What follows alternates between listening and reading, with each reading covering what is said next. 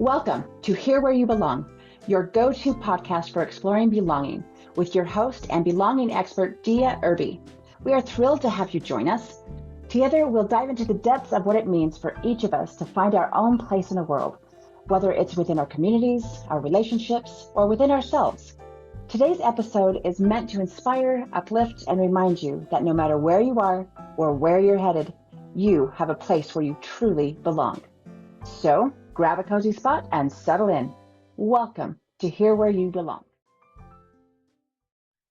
Hello, awesome belongers. Welcome home to the Here Where You Belong podcast. Today, I'm excited to welcome someone whose message resonates so powerfully in today's world that we've extended an invitation for them to be with us. I'm Dea, your host. Our guest today has a powerful story to tell. Get ready to be inspired and blessed. Let's welcome Dr. Robert Wolf. Hey, Doc. Hey, how are you? Thanks for having me. Appreciate it. You're welcome. Oh, here is a bit more about our guest. Dr. Robert Wolf is recently a retired radiologist. He is the author of Not a Real Enemy, the true story of a Hungarian Jewish man's fight for freedom.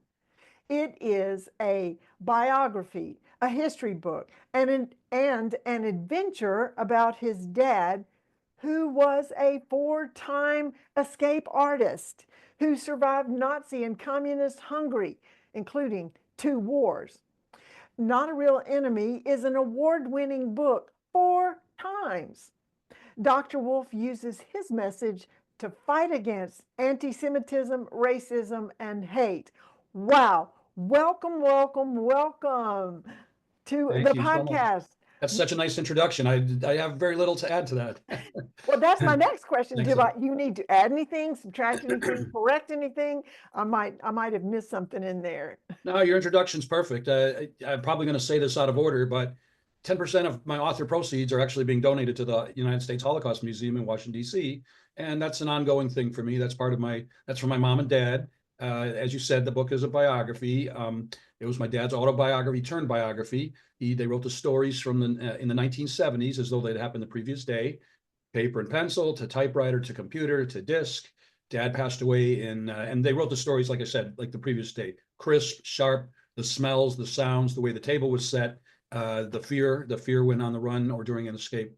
So flash forward, 1997, my dad passes away, unfortunately. 2016, my mom passed away. I took about a year to take care of her affairs. But meantime, a historian friend of the family handed me the story that's now on disc. And I didn't think much of it at the time. And I did read the manuscript probably 30 years ago and didn't think much of that at the time, although I did remember his first escape.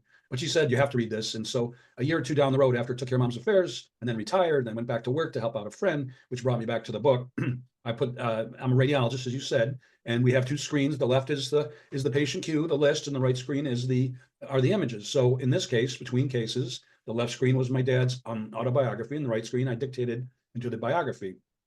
20 edits later, beta reads, co-author, on and on, book cover, and all these details I learned over the last 2, 3, 4 years. It happened. We actually picked up a publisher, and Janice Harper, my co-author, did an amazing job making the book into something special. Parallel stories, converging stories, conversations, letters to and from home, and the wording is unbelievable. So between the power of my dad's story and her writing abilities, she's a book coach and she's written a few books herself, and she's a wonderful writer. And we picked up Amsterdam publishers, literally bottom of the ninth, shoestring catch. This is all they do is Holocaust and related, but all the Holocaust stories have twists.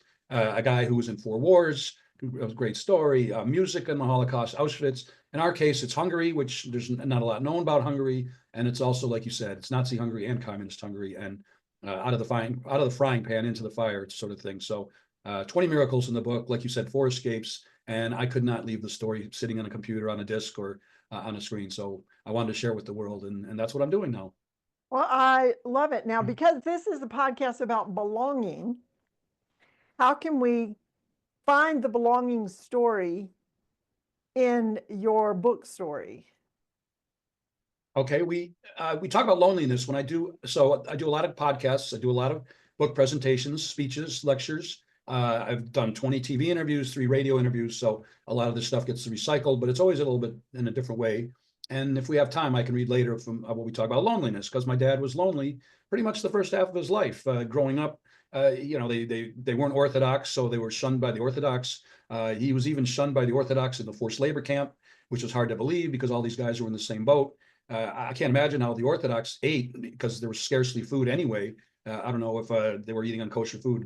There's not a lot of detail about that, but yeah. And then his parents didn't know whether they were in Transylvania, but they were loyal Hungarians. They didn't know if they wanted to continue their lives in Romania, and the territory was changing all the time. So they end up in a small town called Jur, and they had to move around a few times, not only because of the Orthodox neighborhood, but maybe a neighborhood that wasn't safe for Jewish people as anti-Semitism was on the rise. And they finally got their foothold. And finally, my dad's father had a good business. He was a dentist. Both his parents were killed at Auschwitz, unfortunately. So there's no sugarcoating in this book. This is why my dad was away at forced labor camp. Another miracle, how he finds out about what happened to them, their whereabouts and their destiny. It's sad, but at least he got to find out what happened to them. So yeah, we go back to the end of World War I. His dad, not only a dentist, but he was a captain on a ship, on a Red Cross ship in the Black Sea. So a real threat to society, right? I mean, he was a respected man, and Dad's mom was very nice to the less fortunate. She would cook and have conversations. And so I guess slowly they integrated until the rise of fascism and anti-Semitism. And then all of a sudden they didn't belong. So, and my dad, of course, in his forced labor camp, middle of any escape, it's just complete loneliness. You're by yourself. You have nobody. But in the second half of his life, everybody loved my parents. They belonged. They accepted in the medical community. My dad was an OBGYN, by the way, delivered 10,000 babies in the Detroit area. So that's the punchline. That's redemption. It doesn't bring back his family, but at least he brought back some life to the world. So talk about belonging. I still have some of the patients' letters to my dad, thanking him for that. Close friends, he delivered all 3 of their girls, and literally, and he loved to do surgery too. He would have worked until the day he died. And mom and dad were both Holocaust educators. They were educators about history. She was an active member of ORT, a Jewish organization, and the medical community. And so they belonged between our synagogue and the medical. And they met so many people, not only in Michigan, where I grew up, but all over the world. And the thing I learned about them and all of doing everything I'm doing now is, instead of shunning other people, instead of not accepting other people's cultures and lives, we should engage them. We should ask more questions about. And like my parents, they had a lot of they had Hindu friends, they had Muslim friends, Christian, Jewish, people in continental Africa. And I'm the same way. I maybe not as many as them, but I do like to hear about where people came from and what they're about. And I tell a lot of people, everybody's got a story. Probably everybody has a book in them. And it's such an amazing thing, the loneliness and the belonging. What a discrepancy between the first half of my parents' lives and the second. And I'm not a big in entitlement, but well deserved, because I can't imagine going through everything they did and not having PTSD or other addictions or healthcare issues. Just amazing how strong they were, resilient. So where do you fit in their story? I don't think I do. I'm a spoiled American kid. I mean, I worked hard growing up. My parents, they educated me. I was lucky, traveled. I was lucky to go to good university, Tufts, and I went to Michigan Medical. I was my radiology at Brown, and I did neuroradiology at Yale. And lucky me. I mean, how many people get to say that? I owe that all to my parents. If you don't have good parents, if you don't have good family, you've got nothing. And of course, your health is a little sidebar. Of course, you need your health. Right. And my dad said that every day. And he used to say, enjoy every moment, with his Hungarian accent. Enjoy every moment, he used to say, because it can go away from you just like that. And that's another lesson in our book, is that whatever happened to my dad could happen to any one of us. Bad neighbor, bad business deal, bad local government, federal government, foreign government, natural disaster. Oh, all of a sudden I'm homeless. I'm enslaved. I'm on the run. I don't know. We talk about the light at the end of the tunnel. You don't know what that is, where your next meal is coming from. I can't think of being, but you talk about my dad's friend, Frank, who helped him belong. He helped him with his hope, his loneliness. And it was nice having a buddy like that to help support him and support each other, and ultimately escape, the two of them, twice. So my dad later under Communist Hungary, but 2 forced labor camps, he and his friend Frank. And I talk about having to cling to somebody, or just depending on one person. I can't imagine that. So, and we do discuss loneliness in our lectures, and hope, determination, and integrity. Those are, and we could talk about 20 different subjects.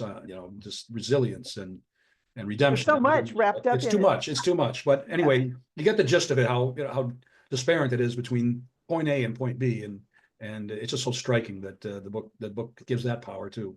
Mm-hmm. Well, I mean, they're telling their story, and that's amazing. When or how did they make it to the States to They, find the belonging here? well, that took a while too. That was harrowing. So after the Hungarian Revolution in 1956, they were both frontliners. By then, my dad had did his OBGYN residency. He had to double down as a trauma surgeon for 2.5 weeks. Not a lot of people know about that sorry, not about that war, the Hungarian Revolution in 56. And 3,000 people died, countless refugees, injuries. And my mom ran the blood bank. She was a medical student at the time, but she didn't get to finish. They left the country, Hungary, even Nora hardliner, now communist Hungary.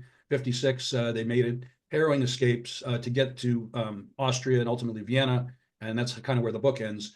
But in January in 57, from West Germany, ironically, they took an old U.S. Army boat, military ship from there to New York, Ellis Island.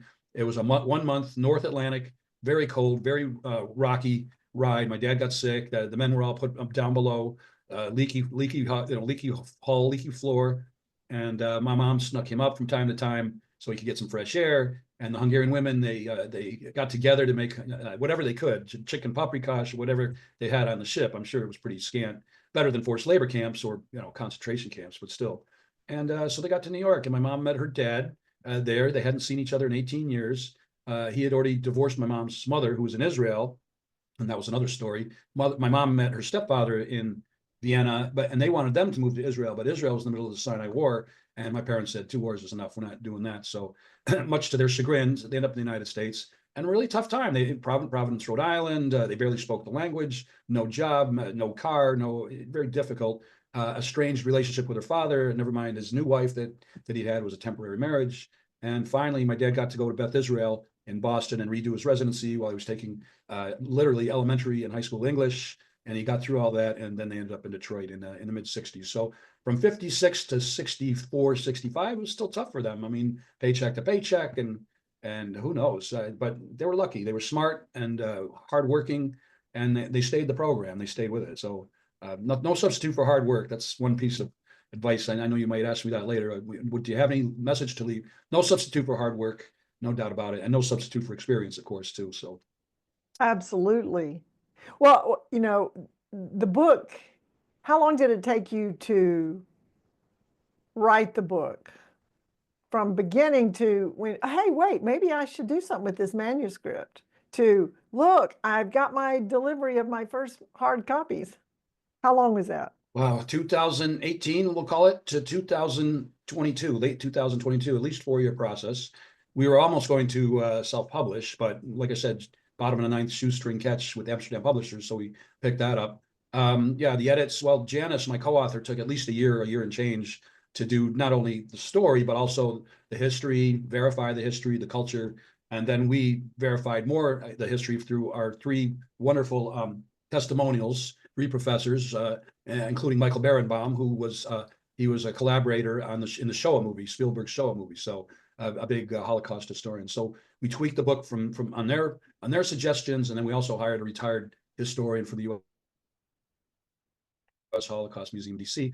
He had a lot of things to chime in. We kind of switched that up. So that was a good year. And for me, before that, when I was working, I was about a year too. So then you buff the book up, and then you start marketing, and and then even if you get accepted for publication, that's usually a several month process, as you know, being a fellow author. So so all of that, yeah. And so the story was so amazing, like we said, that I couldn't just leave it on the computer. I really thought that this would be an exciting book and something that people would read and walk away with, and walk away from, and changing them and changing their viewpoint on life in a free country. And Well, it sounds like a great book for book clubs to pick up and everybody read and then talk about it, especially the message. One of the goals of your message is to fight anti-Semitism. And what in the world? Why can't we all let all humanity belong? I agree. I mean, there's anti-Semitism is in the background throughout the book, so that was easy to pick up right away when I first started working on it. That my dad had an important message about growing up as a kid and not feeling racism.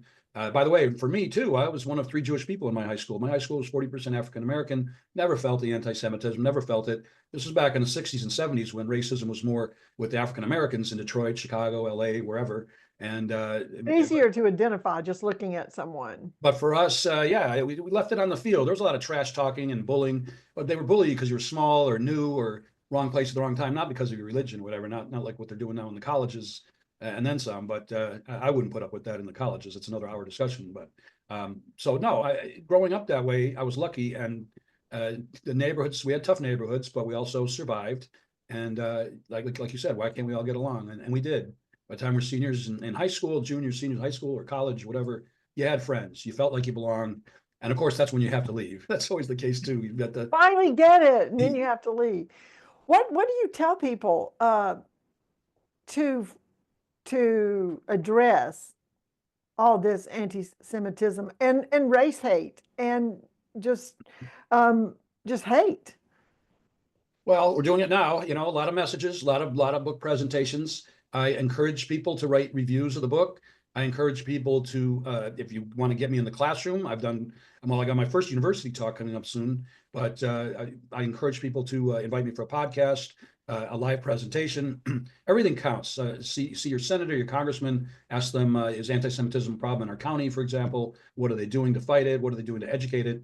Ultimately, like I've been saying, I want the book to be taught in the classroom. I think hatred or love starts at home. Even though, I mean, teachers you can learn from teachers, but still you're just like having a good family. You need to be educated at home as well. Well, that's evident with your testimony. I mean, your life, your parents totally could have been victims.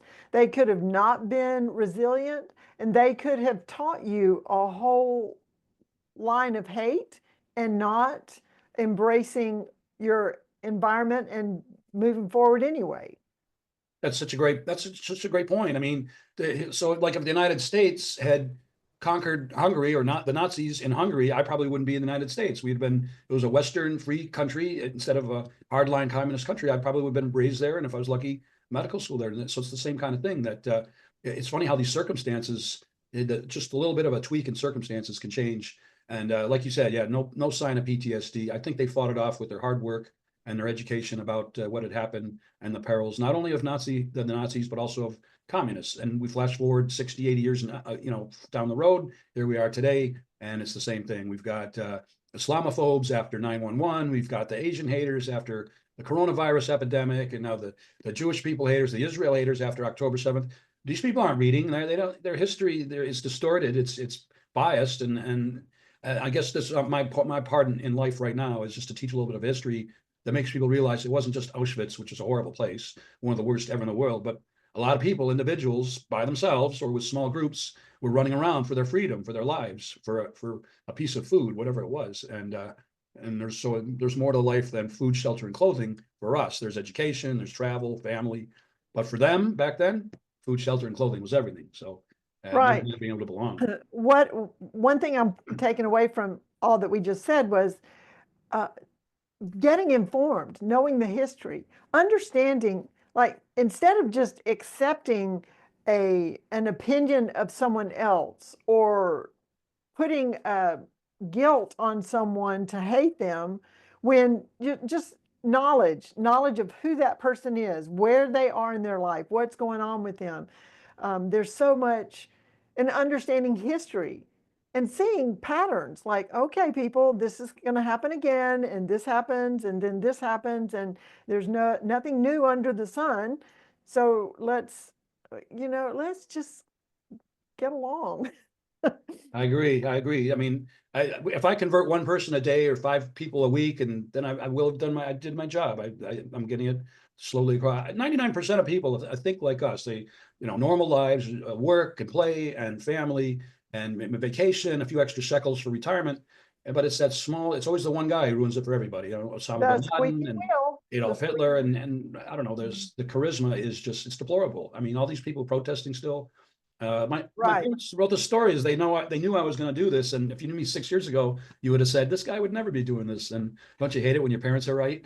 It's a old joke. Right. This is all so wonderful and so engaging. And I hope many people get your book to read it, because it does sound like quite an adventure. But we're going to take a break right now for a brief message and be right back with Dr. Rob Wolf. Be right back.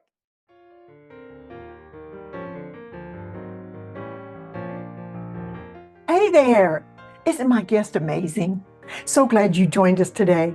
In this world that often feels disconnected, building community and fostering belonging are essential. That's why I created this podcast, to bring inspiring people to you, to encourage you to create that sense of belonging and community, no matter where you are. If you're being blessed by my guest, and we have some more, like, subscribe, and share this podcast. You know who needs to hear this. Stay connected, stay true to yourself, and always remember, you belong. Now, back to our amazing guest.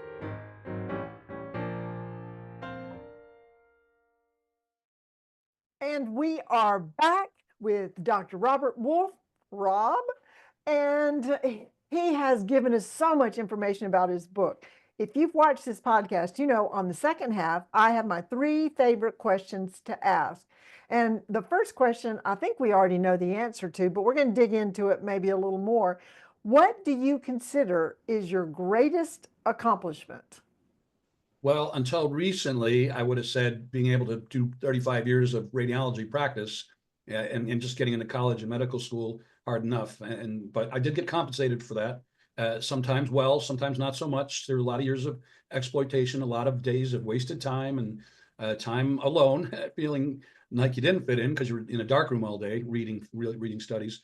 But that was, and I've contributed and participated in a fundraiser or two.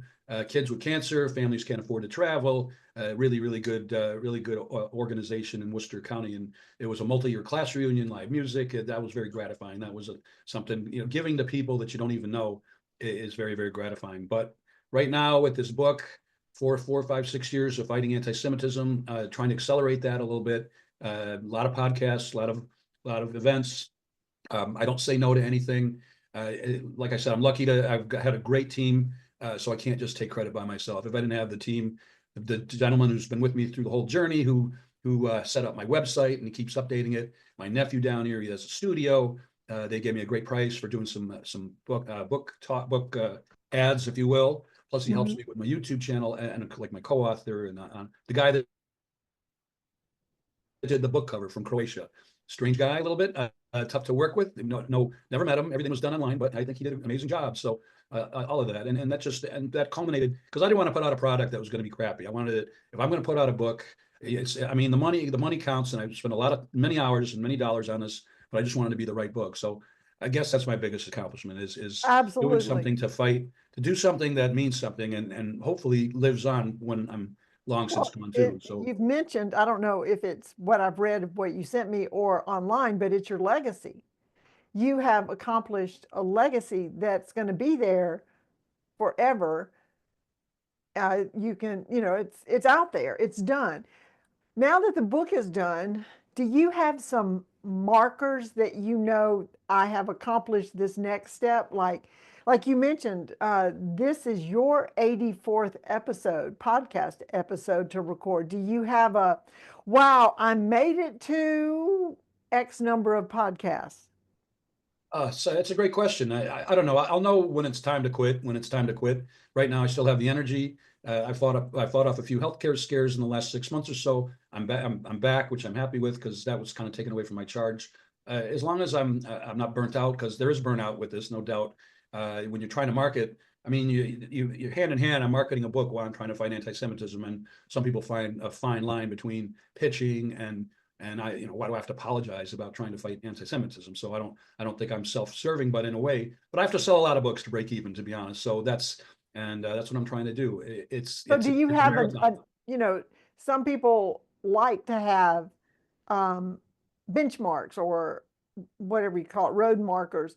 When I sell X number of books, then I'll feel like I made this level of achievement. When I do this many podcasts, I guess, do you have KPIs?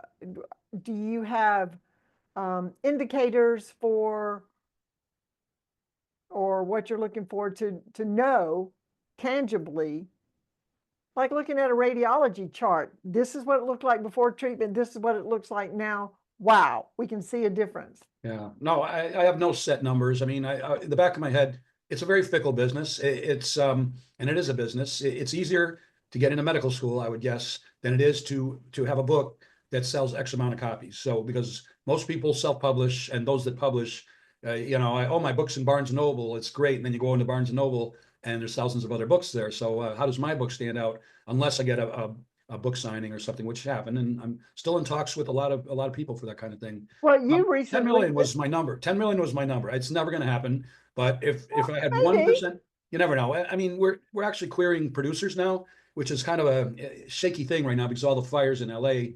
And so we don't want to pull the reins too hard. And that would be a long shot miracle too, to get the right producer to say, wow, this book should be a movie, because a lot of people say that. So, and then people would circle back to the book, obviously, if that were the case, because Absolutely. The Brutalist just came out, but I think my dad's story would be The Brutalist on steroids because of all the escapes and all the other miracles, and the whole movie would take place in Hungary except the very end, whereas The Brutalist, most of it took place in the United States. So Adrian Brody did a great job. I mean, I like The Pianist as well, maybe better, but these heroes, I don't know if they're heroes or these resilient people, Schindler, and Frank. People heard about them many years after they were gone. So.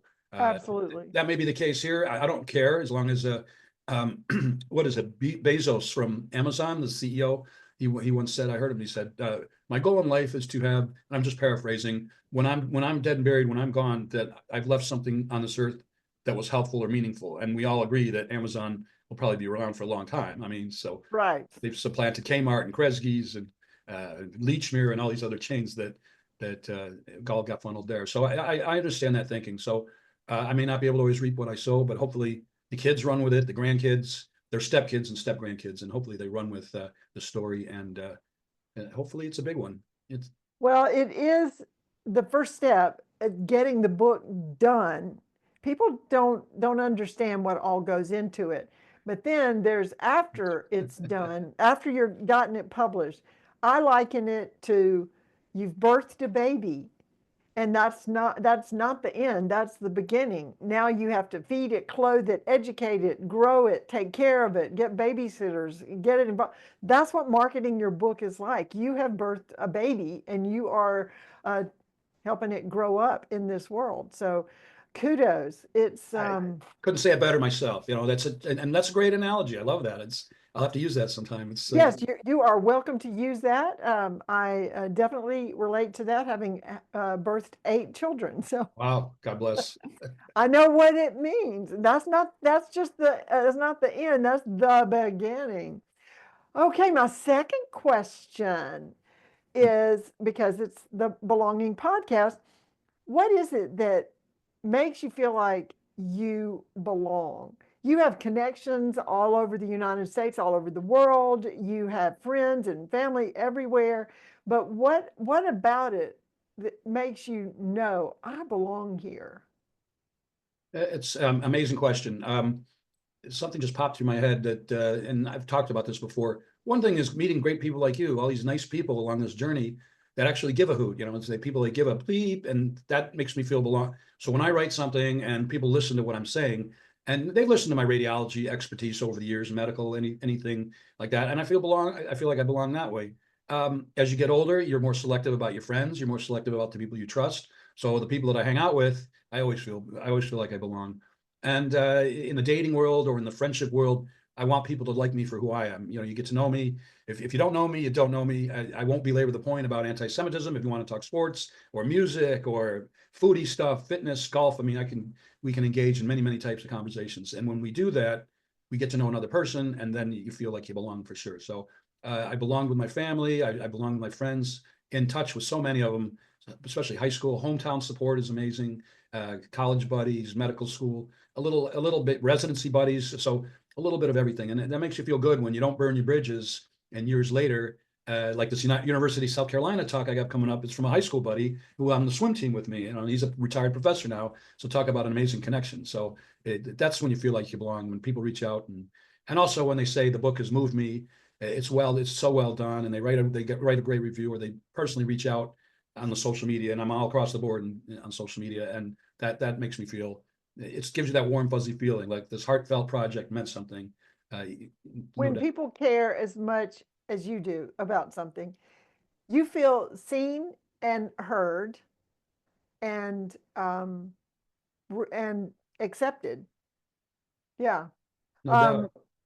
Well, we want order, we want harmony, we don't want chaos, we don't want what's going on in Gaza and Ukraine and the college campuses. That's not what the United States was founded on. We've been fighting for freedom since before 1776, and the Jewish peoples we'll talk about since Exodus. My favorite book of the five books of Moses, as you might guess, is Exodus, because it's all about escaping Egypt. So right. and the And miracles in that book. So absolutely. so Yeah. these people did not belong. They were slaves.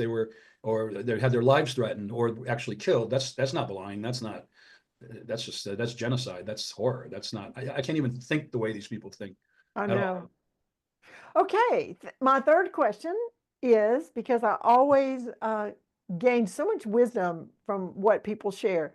What is your favorite quote? Or I think you gave me more than one. You gave me multiple quotes. But tell us one or some of your quotes and why you like them. Well, I mentioned earlier, I think there's no substitute for experience. There's no doubt about that. Whether it's writing a book or going to med school or practicing medicine, musicians, actors, you name it, there's no substitute for experience. So somebody should be patient in their endeavors. If they want to be good at it, you've got to work hard at it. The thing I used to say to the radiology people and kids and students and residents is you can learn something from every case. I don't even like that expression anymore, because the case is a person. It's being a patient, I'm on the wrong end of the needle now. So, that's what we used to say. You can learn something from every case. Or a professor said to me, one of my attendings when I started, he said, you can learn something from every doctor here. You can learn something from every radiologist. And so that was, and then no substitute for experience. The trend is your friend. If you want to investing, don't fight the ticker, don't fight the Fed. These are all expressions that have come up over the years that I'll think of more of them probably when we're off the air, but those are the big ones. Be a team player is another one. It's all about the team. There's no I in team. Be a team player. It's very important. Well, that is especially apropos for all the names of people you mentioned in getting this book put together. And you are definitely a team player in working on publishing the book. And anybody watching this, if you've written a book, put, I did it. And if you're thinking about reading a book, say, I'm thinking about it. And then you just go do it. Because just like Rob, the story that you wrote, the story that you're telling, no one else can tell because it's their story. And that's a great point. Everybody has their own story. It's a great point. Everybody has their own individual experiences that cannot be substituted. So the one thing you can't take away from humans is their own experience. So that's a great point that you bring up. I mean, also, a lot of people say, yeah, but there's already a book about that. But have you written it? Maybe they're all, same thing with movies. You're trying to get this book into a movie. Sure, there are other movies that are in this genre, but it's not this book is not this story. Correct. And this story was so unique, even more so. It's that statement on steroids. I like what you said earlier too. Finish the book, because I can't tell you how many times my buddy Mark, who did the website, and he's an author too, and he said, finish the book, finish the book, finish the book. And to answer your question, going back, you said, how long did it take? Like 4 years? There were days that I was banging out 5-10 pages in a day. And then there were days like when I read about my grandparents passing away at Auschwitz, I had to walk away from the book for like a week or 10 days and just sort of absorb it and think, well, what am I doing here? So it's very variable. There's no one right way to do it. A page a day, 1,000 words a day, skip a day, whatever. Take breaks when you need it too. I mean, and yeah, get help. That's another piece of advice. Get help. So if a loved one passes away, we're always proud, a radiologist, I don't want any help. I want to do it myself. But when I had a complicated case and somebody might be a little more expertise, get help. And, mom passed, get help. I got a good book out. Let's get help. So don't be too stubborn. and remember that writing is rewriting. Writing is rewriting. No doubt. Don't think, I always say, I'm just going to throw it up on the page and then clean it up. It's not like that. You need beta reads, you need polishing, you need a copy editor to start, and then people are still always finding mistakes. So right. don't be when it's time to give it up, you'll know. I mean, and that would be a publisher, and then the publisher is going to edit the book too. So however it works. So, and you're better off that way. Right. And I edit all my social media posts. I mean, I often about these podcasts and TV interviews, I post about them, and I want to make sure that everything is crisp. It looks good. There's no mistakes on it, punctuation, spelling, or otherwise. And there's a lot to it. And so you're editing every day when you're talking about your book or whatever your service. I think I saw something with you about realty. I don't know if you're a realtor, but Yes. So when you only get credibility by posting signs with the correct phone number or the correct spelling for the neighborhood or the open house or whatever. You can't if you have all these mistakes. At least for me, I turn my eye off and that's how you can tell the fugazis too. All the spam mail we get and the spam texts. If I see one mistake, a dot out of place or whatever, or a capital letter or a small letter that should be a capital, I'm out. Yeah, that's not working. Okay, well, wow. I'm sure we could talk forever, but we can't. And before we close though, I would love to hear what final words or parting words do you have for our listeners? Well, we've covered a lot today. May I show my book? Sure. You got it right there. I just want to say how you can reach out, and this is my own. There might be a little glare because I'm partly blocked on the. Yeah. But anyway, Not a Real Enemy: The True Story of a Hungarian Jewish Man's Fight for Freedom. Like you said, that was 4 awards, and I'm not one to sit on my laurels. I'm not one to pat myself on the back. I'm grateful. I'm appreciative. Again, it goes to the team and the people that are in the know, people that know how important the work is, have evaluated in that light, and that really is an honor. But it doesn't matter. It doesn't help if the book doesn't help me fight anti-Semitism in one way or another. So none of that really matters. People don't read it. So you got to read it, and you got to share it, and then you got to tell, and on and on and on. That's the obvious part. Right. The book's on Amazon and Barnes & Noble, Tufts University, my alma mater. It's at Walmart, and you get that all online. If you can't find the book in a Barnes & Noble, ask, and hopefully they get it circulated. It's on sale at 4 Holocaust museums: the U.S. Holocaust Museum in D.C., the Zeppelin Center in Michigan, the Long Island, the Holocaust Memorial and Tolerance Center in Long Island. It's of Nassau County, it's actually called, and the Illinois Holocaust Museum as well. So slowly but surely, I'm in talks with Yale now and University of South Carolina. Hopefully that goes well. And I'm just talking with the Barnes & Noble and the Holocaust Museum in Naples, Florida. And so slowly but surely, the book will be on in more places. It is in some mom and pop, some brick and mortars, probably about 15 or 20 Barnes & Nobles across the country, but don't ask me to name them all. But it doesn't matter. You can get the book anyway. And if you want to look me up, robertjwolfmd.com. That's my website. If you've got tons of great content, more about the Hungarian Revolution and the Nazi Hungary. And I'm on social media across the board. I'm on X, Robert J. Wolf MD. I'm on Meta. I've got Not a Real Enemy, but robertjwolfmd.com. That's which a Facebook author page, Instagram, LinkedIn, TikTok. It's a lot of work, but it's heartfelt, and I try to put good posts out there about what I'm doing, and I try to keep it to the point. I like to have fun a little on those, but there's not enough time. So yeah. But Not a Real Enemy. Google me. Google Not a Real Enemy. You'll find us. I love it. I love it. That is so good. Well, to our amazing guest, Rob, thank you. And to our listeners, belongers, stay connected, stay true to yourself, and always remember, you belong.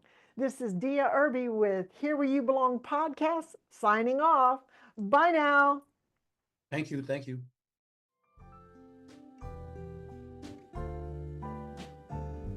Thanks for tuning in to Here Where You Belong. We hope today's episode has inspired you to embrace the beauty of belonging in your own life.